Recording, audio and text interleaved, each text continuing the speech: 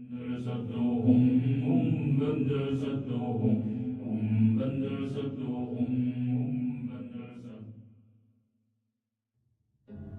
is an old Hindu proverb which states that there are 100 paths up the mountain, all leading in the same direction. If this is true, then there can be few better examples of how these paths seem to intersect than when two of the most different and yet popular religions met, leading to the formation of a unique school of thought which to this day stands out from those around it for its blending of disparate sets of belief into one. This clash was between the world of Buddhism and Islam, and its product was what we today call Sufism, which stands even now as one of the most well-known syncretisms of two extremely different ideals into one system of thought. Here we will take a look at the histories of these two groups, at their origins, their popularizations, their divisions, and finally their collision, a meeting which gave birth to the faith we now know as Sufism.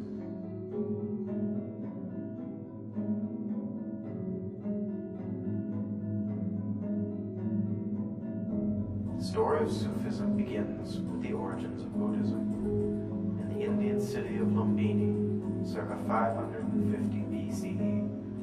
Here a former nobleman named Siddhartha Gautama, disillusioned with the myriad of methods of breaking free of samsara preached by yogis across ancient India, came to the decision that he would stop searching outwards for a path towards enlightenment, and instead begin to look inwards. And so the young man, emaciated from years of misbegotten asceticism, sat in the shade of a tree and began to meditate.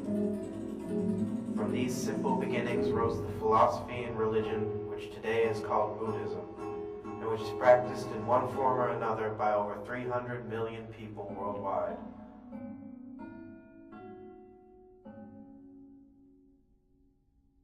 The Buddha himself claimed no divine inspiration when declaring his newfound road to nirvana, simply that all people are capable of attaining freedom from rebirth if they follow a simple path of moderation, which he referred to as the middle way.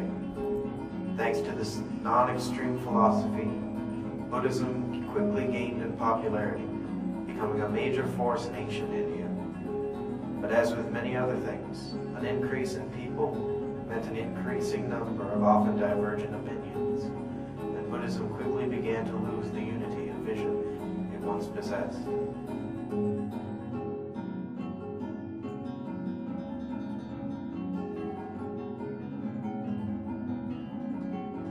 By the turn of the era, Buddhism had begun to show definite cracks in its doctrine. Around 200 BCE, the Mauryan Empire, led by Emperor Ashoka, worked to promulgate Buddhism throughout India and eventually exported it as far as Greece and Africa, along the way contributing to the building of monasteries and the publication of innumerable Buddhist texts.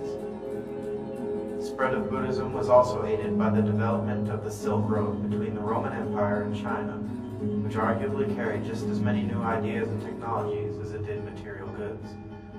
As the religions spread out across Asia and into parts of Europe, various groups began to put pieces of their own beliefs into the still young faith.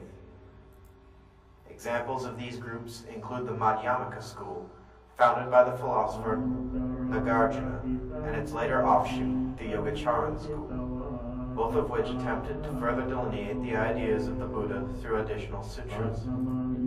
However, the largest division within Buddhism formed in the 1st century BCE, when a group known as the Mahayana Buddhists began to split from Buddhism at large.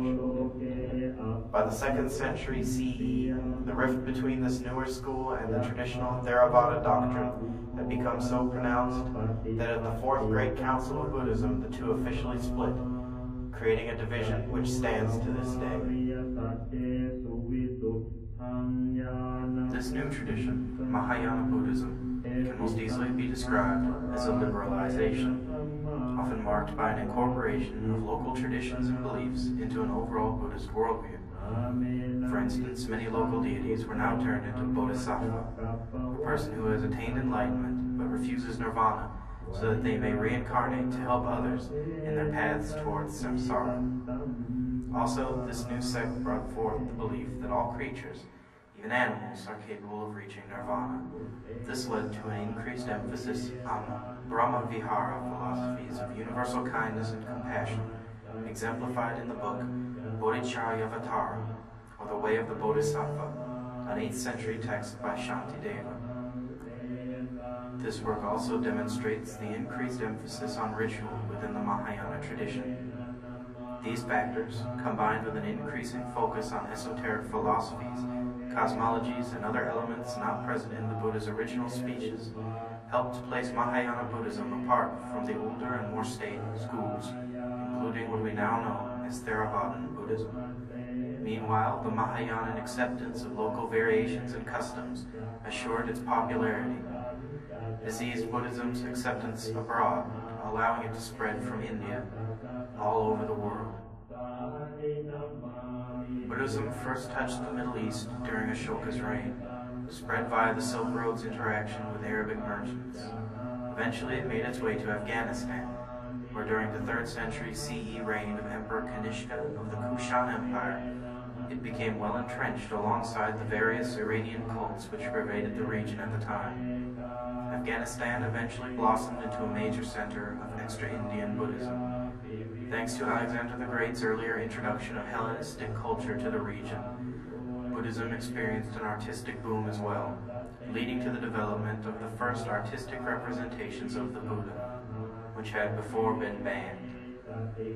Buddhism would spread from Afghanistan throughout the region and into the heart of the Persian Empire, where the many local deities could be easily transformed into bodhisattva.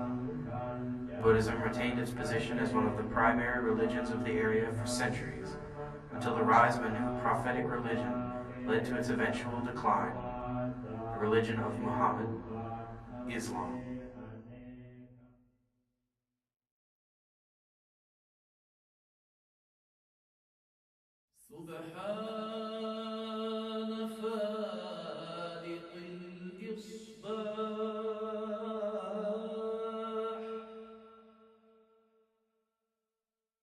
سبحان الكريم الفتاح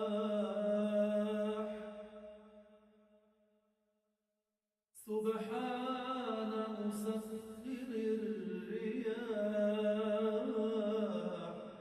Islam began, much like Buddhism, with a single man's personal revelation.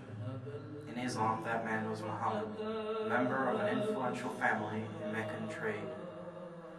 However, whereas the Buddha considered his realizations wholly internal, Muhammad claimed his were delivered by the angel Gabriel in a cave outside the city around the year 610 CE.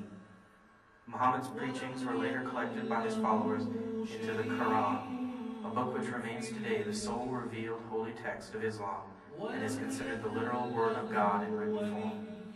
An Abrahamic religion, Islam descended from Judaism and Christianity, contains elements of and references to both, most importantly in its focus on strict monotheism. For this stance against the many local gods of the area, Muhammad was eventually thrown out of Mecca and traveled to Medina in 622, a journey called the Hijrah, which forms the basis of the Muslim calendar and is still undertaken today as part of the mandatory Islamic pilgrimage. 2 years later, in 624, Muhammad returned with hundreds of new converts, took over Mecca, and in one of the most influential events in world history, went into the sacred Kaaba shrine and smashed the idols of the Arabic pagan gods. This event marks the very beginning of the Islamic Empire, an empire which would later spread to become one of the most powerful in world history. However, as with Buddhism, this rapid expansion created tensions within the region, and once again we see a faith begin to tear itself into pieces under the strain of internal politics.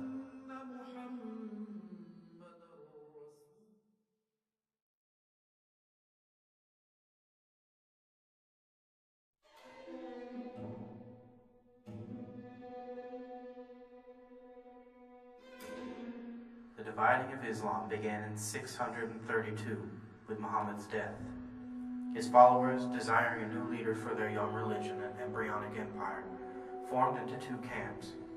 Those who believed that Muhammad's early follower, Abu Bakr, handpicked by Muhammad, should take over for his mentor, and those who believed that the leadership should be strictly lineage-based and remain with Muhammad's descendants. Eventually, Abu Bakr's camp, the Sunni, won out, and he was declared the first Caliph of Islam.